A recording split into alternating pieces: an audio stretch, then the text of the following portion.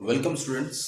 चलिए फिर कंटिन्यू करते हैं रेस्ट क्वेश्चंस को, जो एक्सरसाइज फर्स्ट के क्वेश्चंस हैं चैप्टर फर्स्ट के। और हम 1.12 में क्वेश्चन में क्या कह रहा है, two insulated charge copper spheres A and B have their centres separated by distance 50 centimetre. दो इंसुलेटेड स्फेयर्स हैं, ठीक है, कॉपर स्फेयर हैं ए और B. Their centre separated distance 50 centimetre. उनकी जो सेंटर है वो 50 सेंटीमीटर के डिस्टेंस पर है। ये 50 सेंटीमीटर का डिस्टेंस है। Clear? What is the mutual force? What is the mutual force electrostatic repulsion if the charge on the each is 6.5 10 की power -7 coulomb. The radius A and B are negligible compare to the distance of separation. यानी कि negligible कर दिया इसकी radius को, उसका मतलब है डिस्टेंस हमें यही कंसीडर करना पड़ेगा।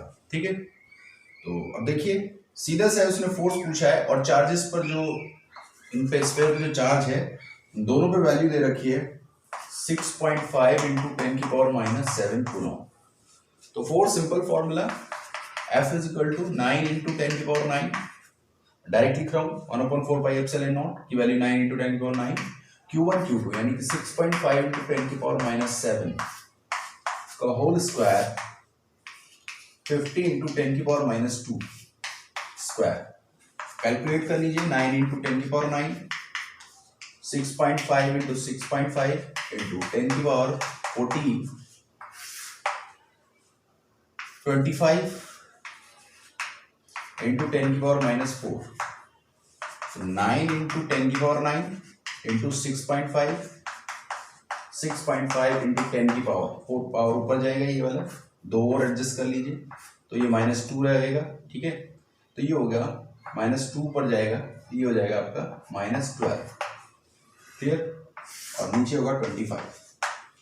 ठीक है, अब देखिए 5 से इसको कर लीजिए सिंप्लीफाई, और सिंप्लीफाई कर सकते हैं 9 इंटू 10 की पावर 9 है, ये 12 है, तो यहाँ पर 65 इंटू 65 टू 10 की पावर -14 प्लस 9 25। ठीक है, 13। ठीक है, क्लियर? तो 9 इंटू 13 इंटू 13 इंटू 10 की पावर -5। ठीक है, तो ये वैल्यू, अब इसको आप 13 को मल्टीप्लाई कर लीजिए 169। ठीक है, तो 9 इंटू 169 इंटू 10 की पावर -5 न्यूटन। क्लियर? तो ये आपका आंसर आ गया। अब मल्टीप्लाई कर लीजिएगा, आंसर आ जाएगा। इसके बाद what is the force of repulsion if each sphere is charge double the above amount and the distance between them is half. अगर दोनों ही चार्ज को डबल कर दिया उसके अमाउंट को और डिस्टेंस हाफ कर दिया तो फोर्स पे क्या इफेक्ट पड़ेगा।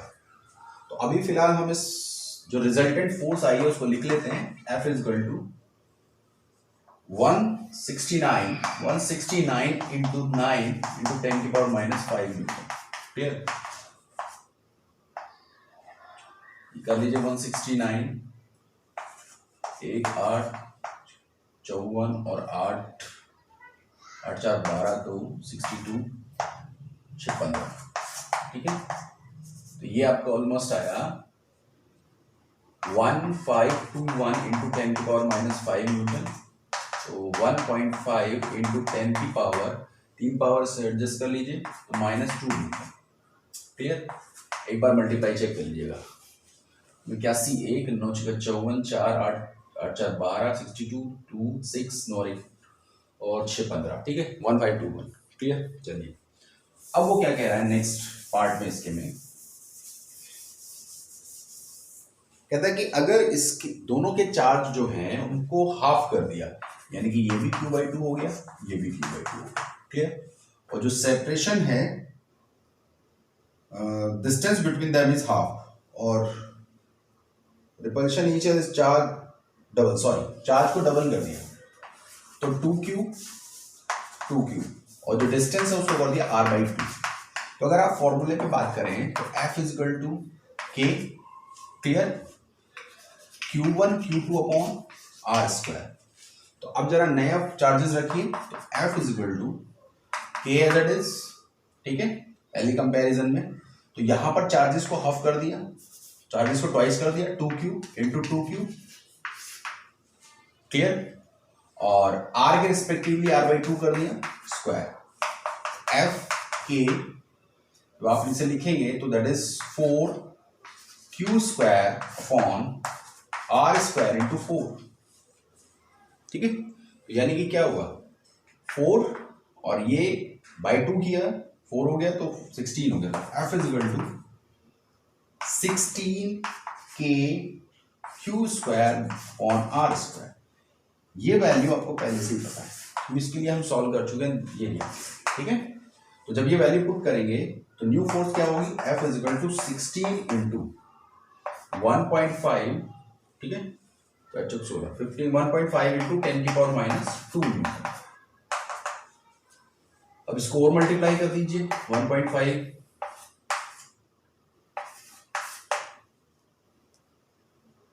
ठीक, और ये 661 ठीक है। ये वैल्यू आ गई 240, ठीक है। 240 में पॉइंट था तो पॉइंट आ गया यहाँ पर 10 की पावर -2 न्यूटन, कितना आ गया 2.4 इंटू 10 की पावर -1 न्यूटन। तो उसको कितना कह सकते हैं, 0.24। तो F कितना आ गया, F इज इक्वल टू आ गया 0.24 न्यूटन। क्लियर हो गई बात, स्क्रीनशॉट ले सकते हैं आप इसका, क्लियर। चलिए अब बात करते हैं नेक्स्ट क्वेश्चन की।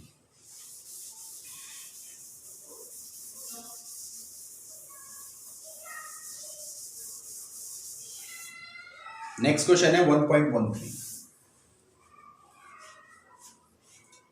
1.13 क्वेश्चन है आपके पास, ये कह रहा है कि suppose sphere A be in exercise 1.12, यानी कि पहले ही एक्सरसाइज का जो क्वेश्चन था वही स्फीयर है, ठीक है, और आइडेंटिकल है। A third sphere of the same size but अनचार्ज, जो तीसरा स्फीयर है वो अनचार्ज है, लेकिन ये पहले से ही चार्ज थे, इनके ऊपर अमाउंट उसने दे रखा था 6.5 इंटू 10 की पावर -7 कूलम। इसको हम क्यों मान लेते हैं, ठीक है। तो फिलहाल क्यू की बात करते हैं, क्यू चार्ज है इन पर, और थर्ड जो स्फीयर है वो अनचार्ज है, ठीक है, सेम साइज का है। पहले फर्स्ट के कांटेक्ट में रखा है, then contact to second, and finally remove from both, what is the new force repulsion between A and B. देखिए तीसरा चार्ज, तीसरा स्फीयर ये है सी, यहां पर Q इज इक्वल टू 0 है, यहां पर कोई चार्ज नहीं है, इसको फर्स्ट इसके कांटेक्ट में रखा गया। तो देखिए प्रॉपर्टी क्या होती है कि चार्ज इक्वली डिस्ट्रीब्यूट हो जाता है कांटेक्ट में आने पे। तो जब हम इसको इसके साथ कांटेक्ट में लाते हैं और सेपरेट करते हैं, तो नेक्स्ट स्टेप में जो इस पर डिस्ट्रीब्यूशन चार्ज जो होगा वो Q प्लस 0/2 होगा ए पर, और सी पर भी क्या होगा, यानी कि Q/2 डायरेक्ट कह देते हैं, बी एज इट, ठीक। अब क्या किया, अब इसको इसके कांटेक्ट में ले गए, फिर चार्ज का जो है इक्वली डिस्ट्रीब्यूशन होगा, तो अब चार्ज कितना होगा Q/2 प्लस Q/2, दोनों पे इक्वल डिस्ट्रीब्यूट हो जाएगा। तो जो थर्ड सी पे आया कितना आ गया, ये वैल्यू आएगी आपकी 3Q/4, तो ये वैल्यू 3Q/4, तो यानी कि सी पे भी 3Q/4, और ये जो बी है यहां पर इस पे भी 3Q/4 चार्ज डिस्ट्रीब्यूट हो जाएगा, ठीक। तो फाइनली टच करने के बाद जब सेपरेट किया, आफ्टर सेपरेशन, तो ए पर जो चार्ज है वो Q/2, और बी पर और सी पर, सी को सेपरेट रखते हैं, सी यहां रखते हैं, सी पे चार्ज है 3Q/4, इसी तरीके से 3Q/4 बी पर है, क्लियर। अब कह रहा है कि फोर्स, जो नया फोर्स होगा ए और बी के बीच में, वो क्या होगा, उसकी वैल्यू क्या होगी। तो देखिए इनिशियली जब हमने अभी इससे पहले क्वेश्चन में कैलकुलेट किया था, तो फोर्स कितनी आ रही थी, जब दोनों पे चार्ज 6.5 इंटू 10 की पावर -7 कूलम थी, क्योंकि इसने यहां पर सेपरेशन को Suppose the sphere AB size identical size and third sphere of the size between A and B. तो नई फोर्स का रिलेशन पूछा पहले से, तो पहली वाली फोर्स अगर हम बात करेंगे तो F इज इक्वल टू क्या होगा, वैल्यू 1 अपॉन डिस्टेंस सेम रहेगा तो 1 अपॉन 4 पाई, आप इसको कंपेयर कर लीजिए उस वाले फॉर्मूले में क्या होगा, F इज इक्वल टू, इसमें रिलेशन बना लीजिए इस और इसका रिलेशन। तो अगर आप देखें पहले वाली फोर्स और दूसरी वाली फोर्स में, तो अब हमारे पास इनके बीच में फोर्स क्या होगी, F K, ठीक है, चार्जेस क्या है Q/2 into 3Q/4 upon distance same है R²। तो F equal to new force जो है K कितना आ गया 3Q² / 8R²। तो यानी कि जो न्यू फोर्स है आपकी, सिंप्लीफाई करें तो 3/8 Q² / R²। तो ये जो फोर्स है इसका 3/8 हो जाएगा, ठीक है। अब अगर वो आइडेंटिकली पहले क्वेश्चन की बात करता है, तो पहले क्वेश्चन में आपने देखा था, तो पहले क्वेश्चन में क्या था 1.5 × 10⁻² न्यूटन जो आंसर आया था जब दो चार्जेस के बीच में। तो सॉल्व करके देख लेंगे अगर याद नहीं है तो वैल्यू, ठीक है। तो ये वैल्यू उसने से मल्टीप्लाई होगी 3/8, या वैल्यू रख के देख लीजिए, अगर याद नहीं है वो वैल्यू तो रख के देख लीजिए। चलिए यहां कर देते हैं, that is 3/8 into 9 into 10⁹, clear. Q की वैल्यू 6.5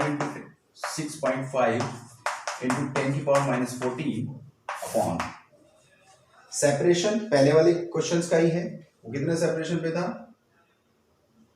50 सेंटीमीटर का, तो 50 into 10⁻² स्क्वायर, 1.5 into 10⁻² था, ठीक है। तो अब उसे आप 3/8 कर लीजिए, ये 1.5 into 10⁻², क्लियर। तो सिंप्लीफाई करेंगे तो 15 × 3 = 45, ठीक है, 4.5 10⁻² और 8 से डिवाइड कर दिया, क्या करेंगे तो ये 45/8 into 10⁻³, ठीक है, 8 × 5 = 40, ठीक है। और नेक्स्ट ये 5 हो गया, 8 × 48, ठीक है। तो ये ऑलमोस्ट 10 न्यूटन है, तो 5.6 into 10⁻³ न्यूटन। तो यानी कि पहले कितनी थी 1.5 into 10⁻² न्यूटन, और न्यू क्या होगी 5.6 into 10⁻³ न्यूटन। या कह सकते हैं सीधा आंसर ये भी कह सकते हैं, अगर वो क्वेश्चन में पहले वाले चार्जेस को ना कंसिडर करें तो पहले वाली फोर्स के रिस्पेक्टिवली जो नई फोर्स आएगी वो 3/8 टाइम हो जाएगी, क्लियर। चलिए ये क्वेश्चन हो गया, नेक्स्ट पे चलते हैं।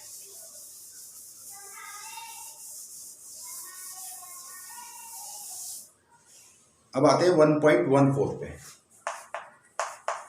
देखिए ये काफी इंपॉर्टेंट एप्लीकेशन है, क्वेश्चन भी है और एप्लीकेशन भी है। एक इसको करने के लिए हमें थोड़ा सा एक डेरिवेशन समझना पड़ेगा, ठीक है, और उसी डेरिवेशन के बिहाफ पे हम इसको एक्सप्लेन करेंगे।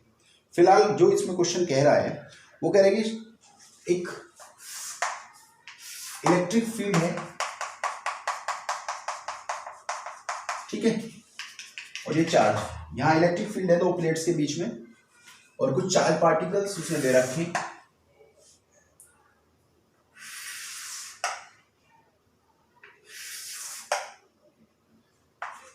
उनका डिफ्लेक्शन दे रखा है,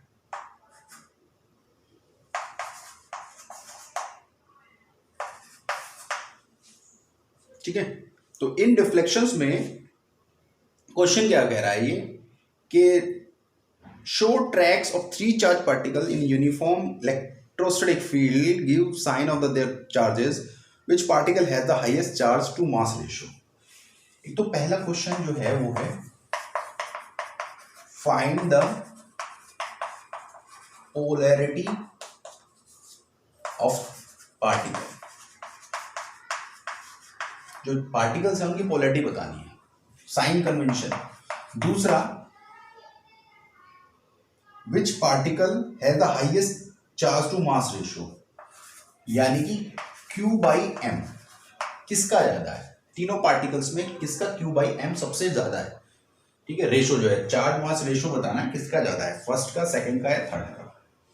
तो देखिए इस क्वेश्चन को समझने के लिए पहले आप पहला पार्ट तो बहुत सिंपल है। पहले पार्ट में तो देखिए जो जो पार्टिकल्स पॉजिटिव चार्ज की तरफ डिफ्लेक्ट होंगे वो सब कैसे होंगे, नेगेटिव होंगे।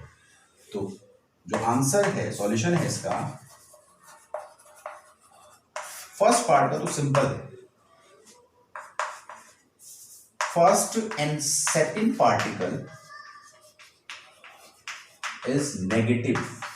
ठीक है, फर्स्ट और सेकंड तो नेगेटिव हो गए and third is positive.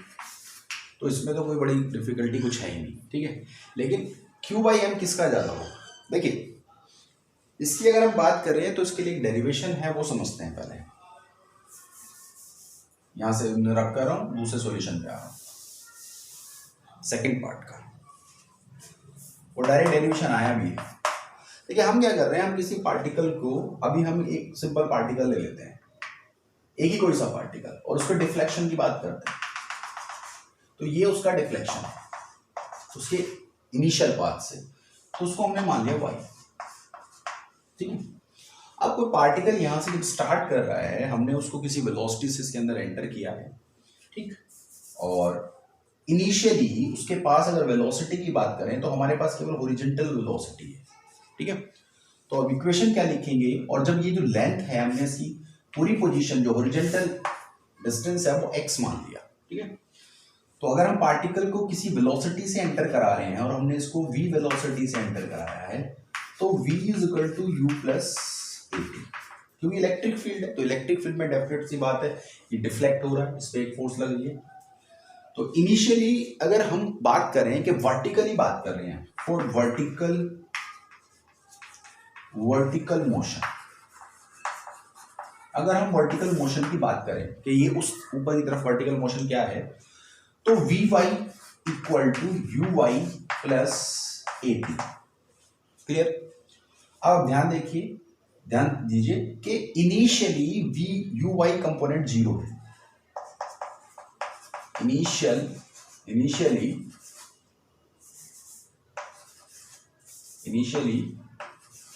Uy equal to zero. ठीक है, तो हमारे पास Vy इक्वल टू आ गया At। क्लियर, अगर हम At की बात करें तो क्योंकि F इक्वल टू ms अगर आप बात करें कि फोर्स में लग रही है और एक्सेलरेट हो रहा है इलेक्ट्रिक फील्ड में चार्ज पार्टिकल, तो F इक्वल टू QE, कोई चार्ज पार्टिकल है, तो यानी कि ma इक्वल टू QE। तो यहां हम अगर ध्यान से देखें तो एक्सेलरेशन हमारे पास QE/m। क्लियर, तो हमारे पास वर्टिकल डिफ्लेक्शन की अगर हम बात करें तो Vy इक्वल टू आ गया QE/m इंटू टी। क्लियर, अब देखिए इस t को ध्यान दीजिए, मान लिया क्योंकि जो हॉरिजॉन्टल मोशन है उसकी अगर हम बात करें तो सिंपल डिस्टेंस और टाइम का कंडीशन फॉलो करेगा, क्योंकि वर्टिकल डायरेक्शन में कोई हॉरिजॉन्टल डायरेक्शन में चार्ज पार्टिकल इसको कोई नया कोई नया डिफ्लेक्शन नहीं प्रोवाइड करा रहा। हम सीधी सी बात करें, टाइम निकालना चाहे यहाँ से यहाँ तक, इस डिस्टेंस को ट्रेवल करने पे उसकी ux वेलोसिटी से कितना टाइम लगा, तो ये हॉरिजॉन्टल डिस्टेंस है। तो यहाँ कहेंगे फॉर हॉरिजॉन्टल मोशन,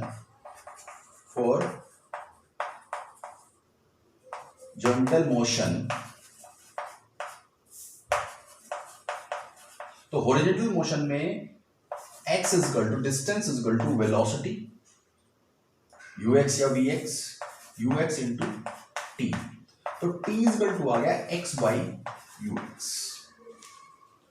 क्लियर, ये वैल्यू t की वैल्यू यहां पुट कर सकते हैं। तो जब हम ये t की वैल्यू पुट करेंगे तो vy को वेलोसिटी जो आप जिस डिस्टेंस की बात कर रहे हैं, तो यहां पर इसी तरीके से एक टर्म्स आ जाएगी, जब हम वैल्यू पुट करेंगे तो vy equal to QE/m into t की जगह रख दिया x/ux।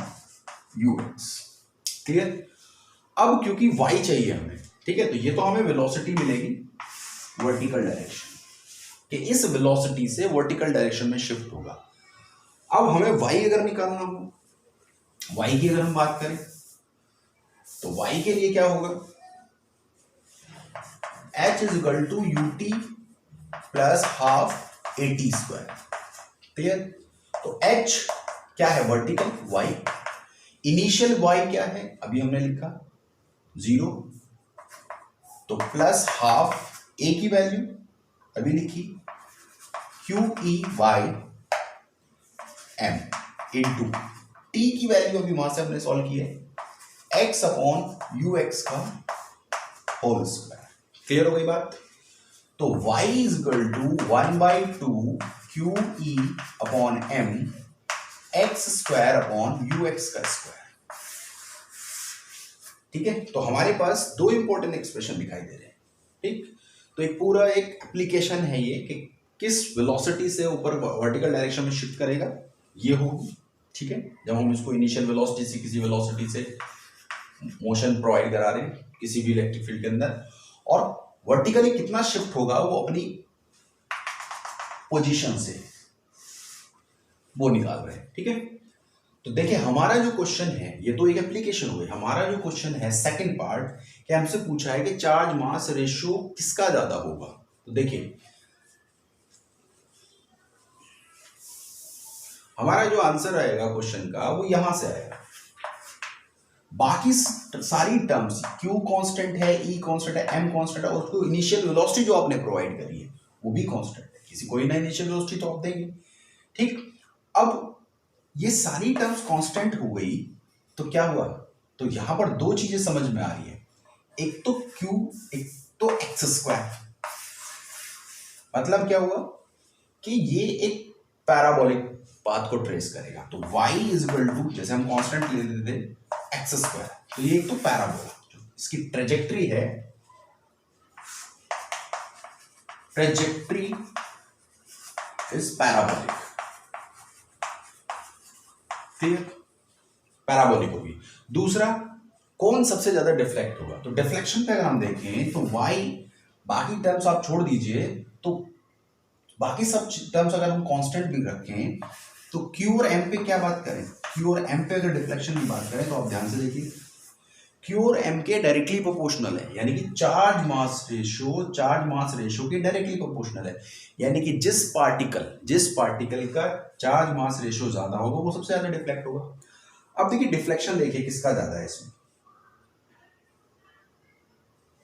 तो इसमें थर्ड पार्टिकल सबसे ज्यादा डिफ्लेक्टेड है। तो इसका मतलब थर्ड पार्टिकल have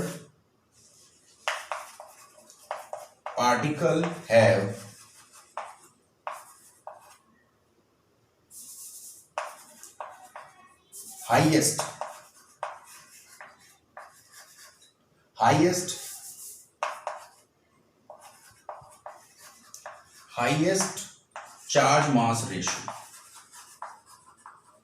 ठीक है, तो जो थर्ड पार्टिकल है वो हाईएस्ट चार्ज मास रेशियो रखेगा। क्लियर हो गई बात? चलिए नेक्स्ट क्वेश्चन, स्क्रीनशॉट ले सकते हैं, ये एप्लीकेशन भी इंपॉर्टेंट है। अभी चूंकि डायरेक्ट कि चार्ज पार्टिकल को अगर किसी इलेक्ट्रिक फील्ड में रखें तो ट्रेजेक्ट्री क्या होगी, इसको प्रूव करिए, या चार्ज मास रेशियो पर वो कैसे डिपेंड करता है। क्लियर,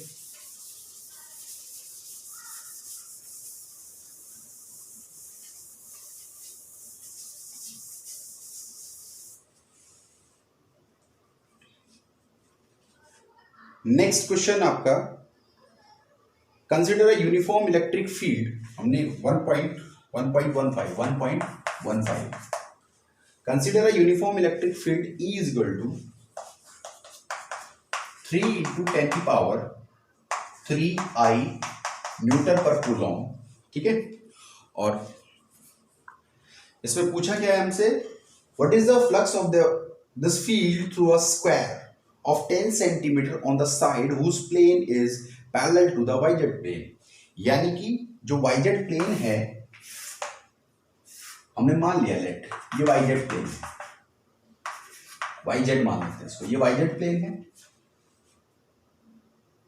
कह रहा what is the flux of field through the square of 10 centimeter on the side whose plane is parallel to the yz plane। तो yz plane के पैरेलल है स्क्वायर का प्लेन, तो what is the flux of this field through the square of 10 centimeter on the side of whose plane is parallel to yz plane। तो पहले तो flux निकालना, तो देखें इलेक्ट्रिक फील्ड क्या है, इलेक्ट्रिक फील्ड इसके परपेंडिकुलर जा रहा होगा, वो कुछ ऐसे जा रहा होगा।